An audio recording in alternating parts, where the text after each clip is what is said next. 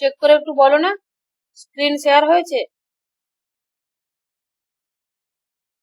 শুনতে পাচ্ছ আমার কথা?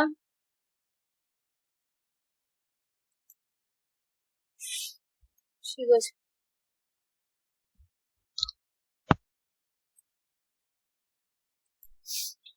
চলো ওদিকে ওপেন হচ্ছে না, টেলিগ্রামে দেখাতাম। চলো, মোটিভ আর ইন্টেনশন, উদ্দেশ্য ও অভিপ্রায়, এই দুটো টপিক কিন্তু তোমাদের রয়েছে এখানে। উদ্দেশ্য এবং অভিপ্রায়ের মধ্যে শুধুমাত্র উদ্দেশ্য কি 4 নাম্বারে দিতে পারে, অভিপ্রায় কি 4 নাম্বারে দিতে পারে, উদ্দেশ্য এবং অভিপ্রায়ের মধ্যে রিলেশনটা কি সেটা 4 নাম্বারে দিতে পারে, আবার 10ও দিতে পারে, এটার উপরে কোশ্চেন আসতে পারে।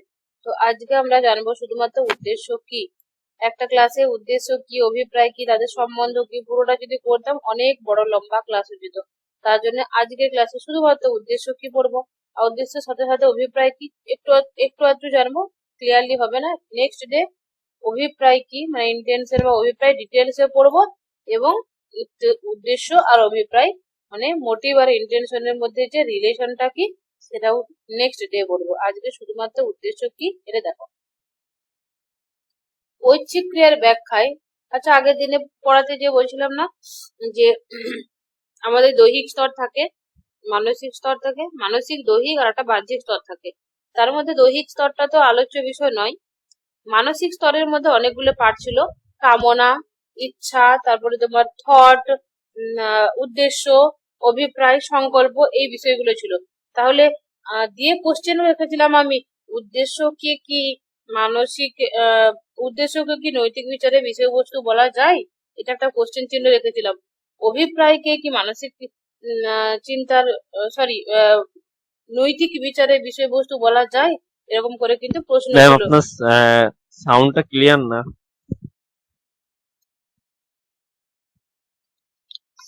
যারা অন্য একটা নেট থেকে 3-4টা জায়গায় কানেকশন নিয়েছে, ওগুলো বন্ধ করে দিচ্ছে, তাহলে হয়তো হয়ে যাবে। দেখো এখন ক্লিয়ার হচ্ছে? জি ম্যাম। তো কি বলছিলাম যে, হ্যাঁ, তাহলে উদ্দেশ্য কি নৈতিক বিচারের বিষয়বস্তু বলবো, অভিপ্রায়কে কি নৈতিক বিচারের বিষয়বস্তু বলবো, এরকম দুটো কোশ্চেন ছিল। তো ওই যে কোশ্চেনের উত্তরগুলো ওইগুলো আমাদেরকে জানতে গেলে তার আগে আমরা এটা জেনে নিই, ওই কোশ্চেন গুলোকে শুধু রেখে দিয়েছি, মানে বাদ দিয়ে রেখে দিয়েছি, এবং পরে ক্লাসে নেবো বলেছিলাম, কারণ এখানে মিডিলে এই এই বিষয়গুলোর জ্ঞান অর্জন করে নিতে হবে, যে উদ্দেশ্য কি, অভিপ্রায় কি। তারপর না বলবো উদ্দেশ্য কি নৈতিক বিচারের বিষয়বস্তু হবে কি হবে না, ইন্টেনশন মানে অভিপ্রায় নৈতিক বিচারের বিষয়বস্তু হবে কি হবে না, এই কোশ্চেনের উত্তরটা তখন দিতে পারবো। তার জন্য আগে এই ক্লাসগুলো দিয়ে দিয়েছি, তারপরে এটা হলে ওই ক্লাসের আনসার দেবো, ওই কোশ্চেনের আনসার দেবো। দেখো উদ্দেশ্যটা কি, ঐচ্ছিক ক্রিয়ার ব্যাখ্যায় উদ্দেশ্য, মোটিভ ও অভিপ্রায় শব্দ দুটি ব্যবহৃত হয়। মানুষের ওই স্বেচ্ছাকৃত কর্ম বা ঐচ্ছিক ক্রিয়াই নৈতিক বিচারের বিষয়বস্তু আমরা জানি। আর নৈতিক স্বেচ্ছাকৃত ক্রিয়ার মধ্যেই কিন্তু কোনো, ধরো যে স্বেচ্ছাকৃত ক্রিয়া মানে যে সচেতন ভাবে করছে, সে তো কোনো একটা মোটিভ নিয়ে করছে না, বলে না তোর ইন্টেনশনটা কিন্তু ভালো দেখছে না, তোর মোটিভ ভালো দেখছে না, তুই কোন উদ্দেশ্যে আমার সাথে কথা বলতে এসেছিস রে, বা তুই কোন উদ্দেশ্যে আমার বাড়িতে এসেছিস, কোনো চুরি করবি না তো, এরকম অনেক ধরনের কথা বলি। তুই কোন উদ্দেশ্যে এসেছিস, তুই কি ওদের বাড়িতে পয়সা দিয়ে হেল্প করবি, তাহলে এই যে কথাগুলো আমরা ব্যবহার করি এটা কিন্তু ঐচ্ছিক ক্রিয়ার ক্ষেত্রে ব্যবহার করি। তাই বলছে ঐচ্ছিক ক্রিয়ায় নৈতিক বিচারের বিষয়বস্তু, আর উদ্দেশ্য ও অভিপ্রায়ের পরিপ্রেক্ষিতেই স্বেচ্ছাকৃত কর্মে নৈতিক বিচার করা হয়। উদ্দেশ্য এবং অভিপ্রায়ের পরিপ্রেক্ষিতেই, উদ্দেশ্য কোন উদ্দেশ্যে কাজটা করছে, কোন অভিপ্রায় নিয়ে কাজটা করছে, তার উপরে কিন্তু নৈতিক বিচারের বিষয়বস্তু করা হয়। ধরো এখানে আমার উদ্দেশ্য রয়েছে একটা, যে ফিলোসফিতে আমার যতটুকু আমার যেটুকু জ্ঞান হয়েছে সেইটুকু অন্তত আমার যারা জুনিয়র রয়েছে তাদের মধ্যে যদি আমি দিতে পারি বা তাদের বুঝতে যদি সাহায্য করতে পারি, তাহলে আমার ভালো লাগবে, এটা হচ্ছে আমার উদ্দেশ্য। আমার আরেকটা অভিপ্রায় হতে পারে যে আমি ফিলোসফিতে নিজে পড়েছি, কিন্তু সে পড়াটা মুখস্থ করে নোটে মানে লিখে দিয়ে এক্সাম পাস করে নিয়েছি, চাকরি পেয়ে গেছি, বসে থাকবো, ব্যাস আমার হয়ে গেছে, এটা না। আমার অভিপ্রায় হচ্ছে ফিলোসফিটাকে মানে যতটা পড়েছি আরো বেশি চর্চা করব, এই যে তোমাদেরকে পড়াবো তোমাদের কাছ থেকেও আমার নলেজ হবে, আমিও তোমাদের আমার নলেজটা তোমাদেরকে দেব। সেখানে আমার যে নলেজটা রয়েছে সেটা আরো পরিষ্কার হবে, তোমাদেরকে পড়াতে গিয়ে আরো ধীরে ধীরে আরো শার্প হবে, আরো ভালো হবে। তাহলে আমার অভিপ্রায় হচ্ছে অনেক বড় এরকম, শুধুমাত্র ছোট কিছু না। উদ্দেশ্য হচ্ছে ছোট কোনো জিনিসের প্রতি, আর অভিপ্রায় হচ্ছে লম্বা চওড়া কোনো বিষয়ের প্রতি। সেটা হচ্ছে, দেখো, উদ্দেশ্য হচ্ছে তোমাদেরকে হেল্প করা, এটা একটা বিষয়, ছোট পার্ট। আর অভিপ্রায়ের পার্ট হলো উদ্দেশ্য, মানে অভিপ্রায় একটা বড় অংশ, অভিপ্রায়ের একটা অংশ হলো উদ্দেশ্য। ঠিক আছে? তাহলে অভিপ্রায় হচ্ছে কি, যে সাহায্য করব, আমার নলেজটা গেইন করব। আমি যে নলেজটা গেইন করেছি, মানে যে নলেজ আমার আগে থেকে আছে, সেই নলেজটাকে আমি নষ্ট হতে দেবো না, সেটাকে আরো ভালো করে মানে সেটাকে ভালো করব, উন্নত করব, প্লাস সেই জ্ঞানের সাথে আরো নতুন কিছু অ্যাড করব। তাহলে এই যে জিনিসগুলো, এগুলো হচ্ছে অভিপ্রায়ের পরে। তাই বলছে উদ্দেশ্য অভিপ্রায়ের পরিপ্রেক্ষিতে স্বেচ্ছাকৃত কর্মের নৈতিক বিচার করা। এবারে ধরো আমি কিন্তু স্বেচ্ছায় কাজটা করছি, তোমাদেরকে পড়াচ্ছি, এবং আমি কোন উদ্দেশ্যে কাজটা করছি, আমি কোন অভিপ্রায়ে কাজটা করছি, সেটার উপরে কিন্তু নৈতিক বিচার করা হবে। এই জন্য, আচ্ছা, এরকমও তো অভিপ্রায় হতে পারে আমার, না, যে আমি তোমাদেরকে পড়াচ্ছি, পড়ানোর সূত্রে তোমাদের সাথে আমার পরিচয় হচ্ছে, পরিচয় হয়ে তোমাদের আমি টিচার বানছি, যে তোমাদের সমস্ত কিছু তথ্য নিয়ে তোমাদের আমি ক্ষতি করছি। তাহলে কি আমার এই যে পড়াচ্ছি, এই উদ্দেশ্যটা, মানে আমার যে অভিপ্রায়টা, এটা কি ভালো হবে না মন্দ হবে? বন্ধ। বন্ধ হবে। তাহলে এটা ভালোও হতে পারে, কারণ আমি যেটা বললাম সেটা আমি তোমাদের পড়ানোর উদ্দেশ্য করছি। আমি ফিলোসফিটা আরো বর্তমানে মানে একটা নির্দিষ্ট বইয়ের মধ্যে সীমাবদ্ধ রয়েছে। ফিলোসফি সাবজেক্টটা নতুন ভাবে আর কিছু অ্যাড হচ্ছে না, সেই পুরানো জিনিসগুলোই যেন রয়েছে আর সেগুলোই পড়ছি। আমরা নিউ জেনারেশন আরো কিছু নতুন কিছু লিখে বা নতুন কিছু দিয়ে যেতে চাই, এই যে অভিপ্রায়। তাহলে এখানে আমি পড়তে পারি যে গোটা, মানে দেশ জুড়ে সমস্ত ফিলোসফি স্টুডেন্টদেরকে নিয়ে যদি আমি একটা জায়গায় আসতে পারি, তাহলে সবাই যে আমাদের প্রত্যেকটা মানুষের মনের যেটা ক্রিয়েটিভিটি রয়েছে, সেগুলোকে নিয়ে একটা নতুন ফিলোসফি তৈরি করতে পারি। তাহলে এরকম একটা অভিপ্রায় হতে পারে, তাহলে সেটা গুড হবে। তাহলে ভালো এবং মন্দ যেটাতে থাকে সেটা ঐচ্ছিক ক্রিয়া এবং সেটা নৈতিক বিচারের বিষয়। তাই বলছে উদ্দেশ্য এবং অভিপ্রায়ের পরিপ্রেক্ষিতে কিন্তু এই স্বেচ্ছাকৃত যে কর্মটা, তার নৈতিক বিচার করা হয়। তাহলে কি হলো, উদ্দেশ্য এবং অভিপ্রায় কিন্তু ঘুরিয়ে ফিরিয়ে নৈতিক বিচারের বিষয়বস্তু হলো। তাই এই জন্য স্বেচ্ছাকৃত কর্মের নৈতিক বিচারের আলোচনার আগে উদ্দেশ্য এবং অভিপ্রায়ের অর্থগুলো কি, সেগুলো আমাদের ডিটেলসে জেনে নেওয়া দরকার। এটা লিখতে পারি, এভাবে লিখবো যে হ্যাঁ, এত কিছু করতে গেলে তার আগে কিন্তু উদ্দেশ্য কি, অভিপ্রায় কি, সেগুলো তো আমাদেরকে আগে জেনে নিতে হবে। চলো দেখি তাহলে উদ্দেশ্য কি, এবার হচ্ছে বা মোটিভটা কি। সাধারণ অর্থে উদ্দেশ্য বলতে বোঝায় যা আমাদের কর্মে প্রবৃত্ত করে। ঠিক আছে? কোনো একটা উদ্দেশ্য নিয়ে কাজ করছি, ধরো এখানে আমরা একটা উদ্দেশ্য, ছোট একটা উদ্দেশ্য নিয়ে কাজ করছি। দেখো, সেটা হচ্ছে এখন পাস করতে হবে। আমরা পড়াশোনা করছি কেন, যে আমাদেরকে সামনে এক্সাম আছে, 2 মাস পরে আমাদের এক্সামটা কিন্তু পাস করতে হবে। তাহলে এই যে কর্মটা, এই কর্মটা আমাদেরকে প্রবৃত্ত করছে, মানে পাস করা কর্মটা। তাহলে যা আমাদের কর্মে প্রবৃত্ত করে, কোনটা প্রবৃত্ত করছে, আমাদের পাস করার যে ইচ্ছাটা, সেটা হচ্ছে মোটিভ বা উদ্দেশ্য। অধ্যাপক লিলি উদ্দেশ্যের সংজ্ঞা প্রসঙ্গে কি বলেছে, দেখো। অধ্যাপক লিলি বলছে উদ্দেশ্য হলো সেই সচেতন মানসিক প্রক্রিয়া। সচেতন কেন বলেছি বুঝতে পারছো, যেহেতু ঐচ্ছিক ক্রিয়া এটা, তার জন্য সচেতন। মানসিক ক্রিয়া কেন বললাম বলতো, দৈহিক, মেন্টাল স্টেজ, বডিলি স্টেজ আর এক্সটার্নাল স্টেজ, 3টে স্টেজ ছিল না? তাহলে এই যে উদ্দেশ্য, অভিপ্রায়, সংকল্প, ভাবনা, থট, এগুলো মানসিক স্তরের আন্ডারে ছিল তো? ইয়েস আর নো বলো? ইয়েস। ইয়েস। তো তাহলে সেই জন্য এটা মানসিক প্রক্রিয়া। তাহলে এক একটা লাইন কিভাবে জুড়ছে বুঝতে পারছো তো, প্রত্যেকটা ক্লাসের কতটা ভ্যালু। তাহলে উদ্দেশ্য হলো সেই সচেতন মানসিক প্রক্রিয়া যা কোনো ব্যক্তিকে বিশেষ কোনো একভাবে কর্ম করতে প্রবৃত্ত করে বা চালিত করে, আমাদেরকে মুভ করে। তাহলে এটা হলো উদ্দেশ্য। এটা কে বলেছে? অধ্যাপক লিলি। মনে রাখবে এক একজন, মানে কে কিভাবে বলেছে। এটা ম্যাকেনজি কি বলছে, দেখো, ম্যাকেনজি বলছে এই যে উদ্দেশ্য দুটো অর্থ রয়েছে, এটা দ্ব্যর্থক হবে। উদ্দেশ্য হচ্ছে দুটো অর্থ রয়েছে, ঠিক আছে? একটা অর্থ কি, দেখো,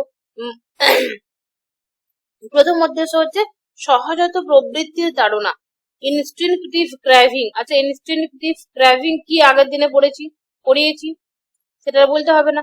তারা সহজাত প্রবৃত্তির যে তাড়না, ইনস্টিংক্টিভ ক্র্যাভিং বা অনুভূতি, আমাদের যে ভেতরের ফিলিংসটা, সেটা আমাদের কর্মে প্রবৃত্ত করে, তাই তো?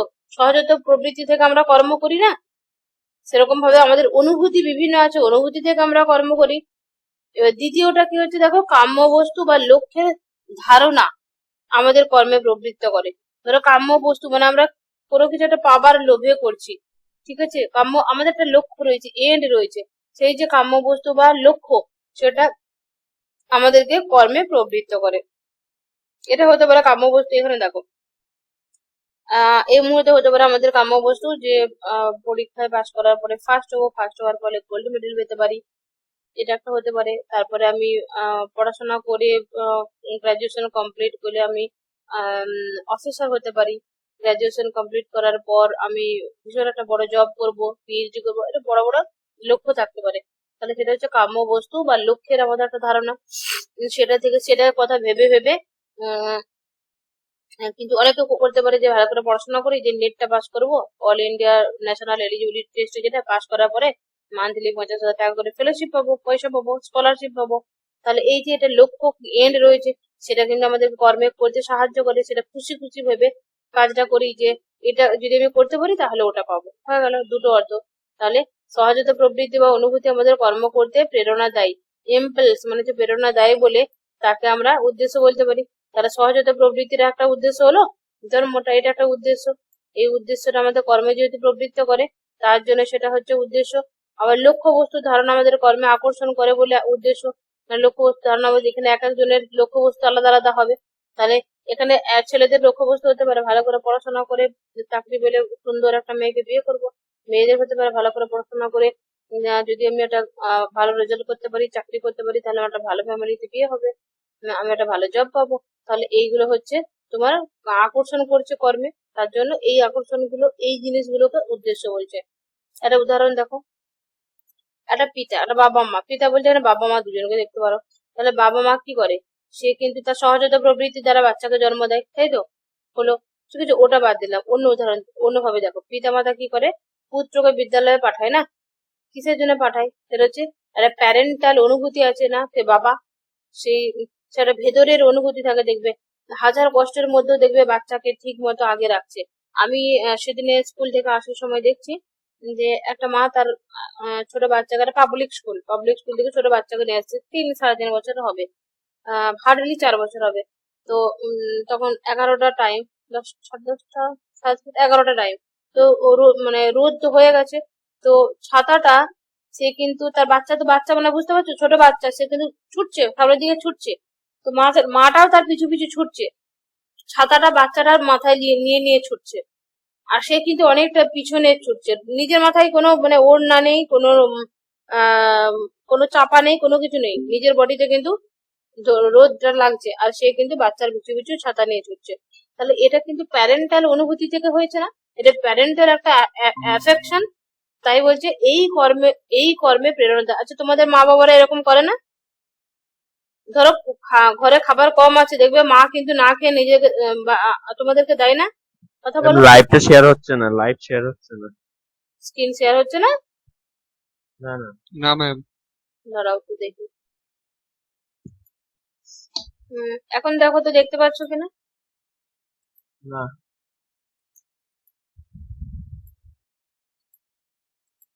দেখতে পাচ্ছ? হ্যাঁ, ওকে। হ্যাঁ, তাহলে দেখো, আর যে তোমাদের তোমাদের ঘরে সব আব্বা মারা করে না ওরকম? নিজে দেখবে আব্বারা কি করে? না, ফুল স্ক্রিন শেয়ার হয়নি। এখনো মানে হয়নি? না না, ফুল স্ক্রিন হয়নি। আচ্ছা, হ্যাঁ, সবাই ওকে। বলো তো স্ক্রিন শেয়ার হয়েছে? হয়েছে ম্যাম। হ্যাঁ, তুমি তাহলে ওটা তোমার মোবাইলে একটু সেটিং চেঞ্জ করে নাও, দেখো ঠিক হয়ে যাবে। তাহলে আমাদের আব্বা মারা কিন্তু দেখবে নিজেদের যদি পয়সা না থাকে, নিজেরা দেখবে জামা কাপড় না নিলেও কিন্তু বাচ্চাদেরকে দেয়। খাবার কম পড়ে গেলেও কিন্তু বাচ্চাদেরকে দেখবে দিচ্ছে, নিজে খাচ্ছে না অল্প থাকলে। বাস ভালোটা সবসময় বাচ্চাদেরকে দেয়। এই যে এই ধরনের যে কাজগুলো করে, এগুলো কোথা থেকে হয়? এই যে তাদের উদ্দেশ্যটা কি থাকে, যেটা হচ্ছে প্যারেন্টাল একটা অ্যাফেকশন থেকে এই কাজটা করে থাকে। তাই ওই কর্মে প্রেরণা দেয় বলে তা কর্মের উদ্দেশ্য। তাহলে ওই যে প্যারেন্টাল যে অনুভূতিটা বা পিতৃসুলভ যে অনুভূতিটা, মাতৃসুলভ যে অনুভূতিগুলো, সে ফিলিংস গুলো, সেটা কর্মকে প্রবৃত্ত করছে, তার জন্য সেটাও হলো উদ্দেশ্য। আর একটা হতে পারে বিদ্যা লাভ করে। আচ্ছা, এরকম হতে পারে না যে দেখবে অনেক মারা থাকে, ছেলে যারা পুত্র সন্তানকে দেখবে একটু বেশি বেশি করে খাবার দেয়, তাকে বেশি বেশি করে খাবার দেয়, বলে যে ও তো ছেলে, বাইরে যাবে, কাজ করবে, পয়সা রোজগার করে এনে খাওয়াবে, এরকম একটা উদ্দেশ্য থাকে।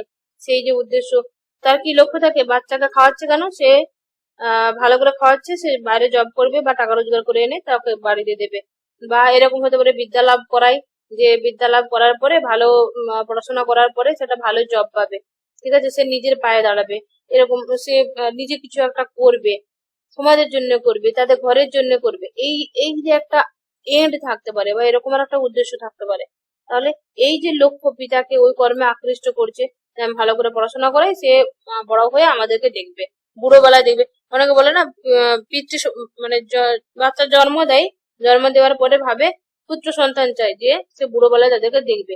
তাহলে একটা কি, প্রথমে হচ্ছে তার যে যৌন সুলভ, যেটা ইনস্টিংক্টিভ ক্রাইভিং থেকে, সহজাত প্রবৃত্তি থেকে জন্মটা দিল, ফিলিংসটা থেকে মাতৃত্ব পিতৃত্ব নিতে চাইছে, সে ফিলিংস থেকে কর্ম করলে একটা, ওটা একটা উদ্দেশ্য। দ্বিতীয়টা কি, বুড়ো বেলায় দেখবে, এটা একটা উদ্দেশ্য। দুটো দুটো উদ্দেশ্য না? বোঝা যাচ্ছে? এটা কথা বলো। জি ম্যাম। দুটো উদ্দেশ্য। তাহলে এখানে এটাকে বলেছে, এই দুটো উদ্দেশ্যের কথা বলছে তোমার ম্যাকেনজি।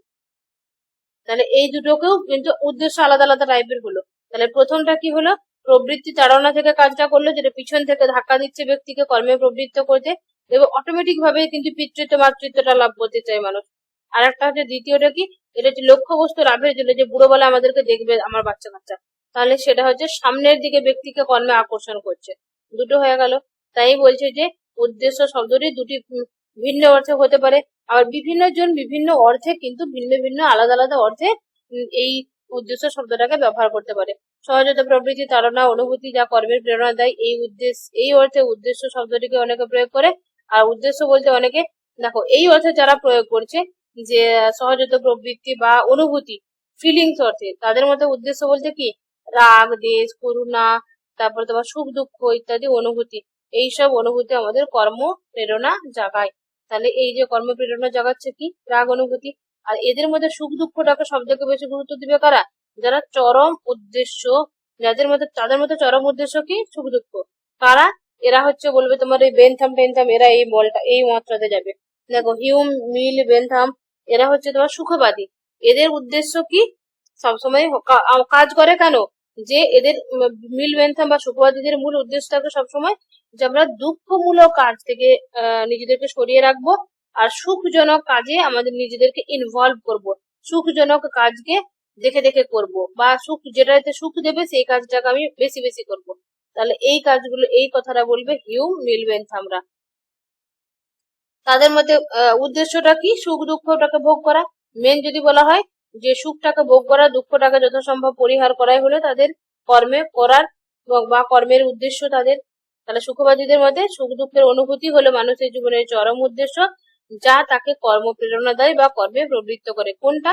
তাহলে সুখবাদীদের মধ্যে কর্ম প্রেরণাতে প্রবৃত্তি দেয় বা কর্ম প্রেরণা দেয় কোনটা? কি কি বলো সুখবাদীদের মধ্যে, কথা বলো। সুখ এবং দুঃখটা। আচ্ছা, আছো তোমরা ক্লাসে? জি ম্যাম, আসি। আচ্ছা, দ্বিতীয় উদ্দেশ্য বলতে কি, দেখো বলছে সেই কাম্য বস্তু বা লক্ষ্য বস্তুকে বোঝায়, যাকে এখানে মনে রাখবে যে প্রথম উদ্দেশ্য, দুটো উদ্দেশ্যের কথা বলেছে না অধ্যাপক ম্যাকেনজি। একটা সহজাত, যেটা যে সুখ দুঃখ ফিলিংস, মানে এই ধরনের বিষয়গুলো রয়েছে, সেটা কিন্তু মিল, বেনথাম, হিউম এরা স্বীকার করলো। আর একটা রয়েছে লক্ষ্য বস্তু লাভের, মানে বাচ্চাকে জন্ম দিচ্ছে কারণ বুড়োবেলায় তারা আমাকে দেখবে, ভালো করে পড়াশোনা করে জব করবে, দিয়ে আমাদেরকে বুড়োবেলায় দেখবে, লোককে দেখবে, এই ধরনের যে যারা স্বীকার করে মতটা, তারা হলো উদ্দেশ্যবাদী। তাদেরকে বলা হয় উদ্দেশ্যবাদী। যেমন হচ্ছে উদ্দেশ্য বলতে সেই কাম্য বস্তু বা লক্ষ্য বস্তুকে বোঝায়, লাভ, যাকে লাভ করার জন্য ব্যক্তি স্বেচ্ছায় কর্ম করে থাকে। ওটা কিন্তু সহজাত প্রবৃত্তিটা কি, ওটা কিন্তু অটোমেটিক ভাবে হয়। আর এটা হচ্ছে স্বেচ্ছায় কর্মটা করবে। ম্যাকেনজি বলছে এটাকে, ম্যাকেনজি, গ্রিন, মুরহেড প্রমুখ নীতিবিদগণ কাম্য বস্তু বা লক্ষ্য বস্তুর ধারণাকেই উদ্দেশ্য বলেছেন। তাহলে ম্যাকেনজি, গ্রিন আর মুরহেডের মতে কি হলো, কাম্য বস্তু বা লক্ষ্য বস্তু যে ধারণা, সেটাকে উদ্দেশ্য বলেছে। এরা কি বলেছে দেখো, ওই শুধুমাত্র সুখ দুঃখের কথা চিন্তা করে সুখ দুঃখটাই আমাদেরকে কর্ম প্রবৃত্তি দেবে, সুখ দুঃখই আমাদেরকে কর্ম করতে বাধ্য করবে, এরকম না। কারণ সুখ দুঃখটা ওটা, আমরা তো মানুষ না, আমরা তো মানুষ, আমরা তো তোমার জন্তু জানোয়ার নয়, বা পশুর মতো তো অন্ধ প্রবৃত্তি বা অন্ধ অনুভূতির দাস আমরা নয়।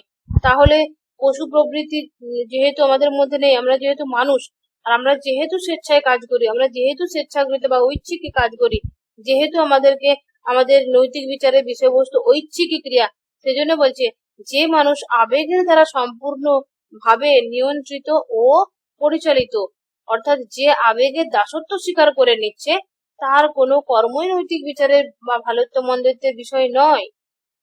যেমন বলছে উন্মত্ত বা যারা পাগল মানুষের আচরণে ভালো মন্দ বিচার করা হয় না, তেমনি যারা আবেগের দ্বারা, সহজাত প্রবৃত্তির দ্বারা, যারা ফিলিংস এর দ্বারা শুধুমাত্র কাজ করে, ফিলিংস গুলোকে, আবেগ গুলোকে বা সহজাত প্রবৃত্তি গুলোকে নিয়ন্ত্রণ করতে পারে না, তাদের কাজটা কোনোভাবে নৈতিক বিচারের বিষয়বস্তু হবে না। ম্যাকেনজির মতে নৈতিক কর্মকে হতে হবে তাহলে কি উদ্দেশ্যমুখী। আচ্ছা, উদ্দেশ্যমুখী তাহলে এখানে কে কে হলো? ম্যাকেনজি হলো, মনে রাখবে, ম্যাকেনজি হলো, গ্রিন হলো, মুর হেড হলো, আর উদ্দেশ্যমুখী আরেকজনের নাম আগে বলেছিলাম কান্টও কিন্তু উদ্দেশ্যমুখী। তাহলে কোনো লক্ষ্য সাধনের ধারণা বা চিন্তায় কর্মকর্তাকে কর্মে প্রবৃত্ত করে। তাহলে লক্ষ্য সাধনের একটা ধারণা থাকছে বা চিন্তা রয়েছে, সেটাই কর্মে প্রবৃত্ত করে। যেমন বলছে যে বিপন্ন প্রতিবেশীকে, মানে আমাদের আশেপাশে যারা প্রতিবেশী রয়েছে, দেখবো অনেকে খেতে পড়তে পায় না, অনেকের ভালো কাপড় চোপড় নেই, অনেকে পড়াশোনা ঠিক মতো করতে পারে না, তাহলে তাদেরকে সাহায্য করা, এটা তো করি একটা, সেটা করুণা বসেই করা হয়, করুণার দ্বারাই হয়, করুণা মনের মধ্যে জাগে বলে করি। তাহলে এই বিষয়টা উল্লেখ করেছে ম্যাকেনজি একটা উদাহরণ দিয়ে বোঝাচ্ছে। দেখো, বলছে বিশুদ্ধ করুণা মানে যা অনুভূতি মাত্র, কর্মের সাহায্য ছাড়া, মানে কর্মের মানে সাহায্য করার আবশ্যিক শর্ত, এটা পর্যাপ্ত শর্ত কিন্তু নয়। তাহলে বিশুদ্ধ করুণা হলো কি? সাহায্য করার পর্যাপ্ত শর্ত নয়, এটা হচ্ছে আবশ্যিক শর্ত, নেসেসারি কন্ডিশন। আর বিশুদ্ধ ধারণা অশ্রুপাতের কারণ হতে পারে। ধরো বিশুদ্ধ একটা করুণা, ধরো তোমার প্রতি আমার করুণা হচ্ছে, তুমি চোখে কাঁদছো, অনেক দেখবো মানুষ কাঁদলে তাদের প্রতি করুণা হয় না, আমাদের মনে করুণা জাগে না, সেটাকে জানার ইচ্ছা জন্মায়। তাহলে বিশুদ্ধ একটা করুণা, মনের মধ্যে যদি একটা করুণা থাকে, তাহলে কিন্তু কেউ যদি চোখে পানি ফেলে, তার কারণটা আমরা জানতে চাই, তার কাছে যাই। এবং কর্মের মানে সাহায্য করা, কর্মটা কি এখানে যে সাহায্য করার কারণ হতে পারে। তাহলে এবারে বলছে বিশুদ্ধ করুণার সঙ্গে লক্ষ্যের ধারণা। লক্ষ্যটা কি এখানে? বিশুদ্ধ মানুষকে, বিপন্ন মানুষকে বা যারা দুঃখ কষ্ট রয়েছে তাদেরকে সাহায্য করা। তাহলে যুক্ত হলে তবে কর্মটি সাহায্য করার যে রূপ, কর্মটা সাধিত হয়। এখানে দেখো, লক্ষ্যের ধারণা বা চিন্তায় কর্তাকে কর্মে নিযুক্ত করে বলে ম্যাকেনজির মধ্যে লক্ষ্যের ধারণার উদ্দেশ্য। তাহলে এক একজন উদ্দেশ্য কি সেটা বলেছে। ম্যাকেনজির মধ্যে প্রশ্ন আসতে পারে, ম্যাকেনজির মধ্যে উদ্দেশ্য কি? তখন বলবে লক্ষ্যের ধারণা বা চিন্তায় কর্তাকে কর্মে নিযুক্ত করে। ধরো আমাদের একটা লক্ষ্য রয়েছে, লক্ষ্য ধারণা কি? আমি এখন চাকরি পেলে আমি একটা সুন্দর BMW কার কিনবো, আমি সুন্দর কিছু একটা বাড়ি বানাবো, এই যে লক্ষ্য রয়েছে, সেই যে ধারণাটা, সেই যে ওই যে লক্ষ্যটার আমাদের চিন্তাটা, সেটা কর্তাকে মানে আমাদেরকে কর্মে নিযুক্ত করে। সেই জন্য আমরা এখন কষ্ট হলেও পড়াশোনা করছি। তাহলে এটাই হচ্ছে ম্যাকেনজির মতে উদ্দেশ্য। ম্যাকেনজির ন্যায় ভাববাদী দার্শনিক গ্রিনও কিন্তু একই কথা বলেছে। গ্রিনও কিন্তু উদ্দেশ্যবাদী। গ্রিনও বলবে যে লক্ষ্য যেটা আমাদের রয়েছে, সেই লক্ষ্যের কথাটা চিন্তা করে আমরা কাজ করি, তার জন্য লক্ষ্যটাই হলো মানে তোমার উদ্দেশ্য। তাহলে আত্মসচেতন মানুষ কি বলছে? কাম্য বস্তুদের ধারণাকে সামনে রেখে, যেটাকে সামনে রেখে কাজ করছে। ধরো তোমার সামনে একটা গাড়ি রয়েছে, 4 চাকা, সুন্দর ব্ল্যাক কালারের গাড়ি, ওটাকে তুমি চোখে ভাবছো আর কষ্ট করে পড়াশোনা করছো, ঠিক আছে?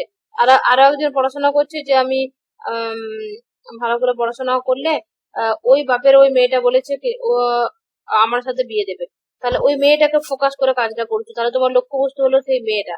আবার হতে পারে যে তোমার মাকে একটা সুন্দর গহনা কিনে দেবে তুমি, তাহলে তোমার সেই গহনাটার দিকে তুমি তাকিয়ে রয়েছে তোমার মাকে দেবে বলে, তাহলে ওটা তোমার লক্ষ্যবস্তু। তাহলে এইগুলো হচ্ছে লক্ষ্যবস্তু, সেগুলো সামনে রেখে কাজটা করার প্রচেষ্টা করা হয়।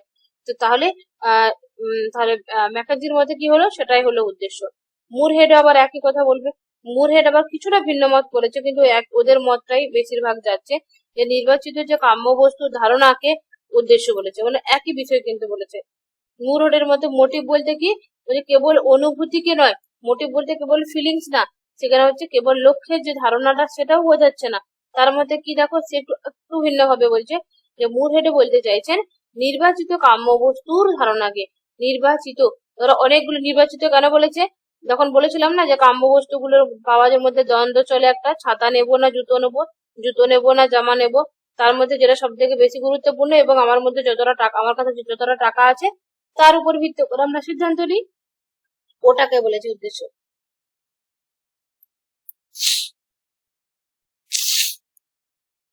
উদ্দেশ্য সম্পর্কে অ্যারিস্টটল কি বলেছে দেখো,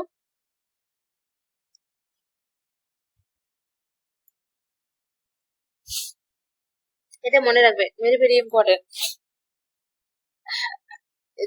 ডে দি বা ডে বলতে পারো, অ্যানিমা, এটা হচ্ছে অ্যারিস্টটলের বুকের নাম। এই গ্রন্থে উদ্দেশ্য সম্পর্কে বলেছে যে উদ্দেশ্য হলো সেই লক্ষ্য বস্তুর ধারণা যা ব্যক্তিকে কর্মে প্রবৃত্ত করে, এটা হচ্ছে অ্যারিস্টটলের মত। ঠিক আছে, আজকে এতটা রইলো, পরের দিনে মোটিভ পড়াবো, উদ্দেশ্য মোটিভের মধ্যে রিলেশন পড়াবো।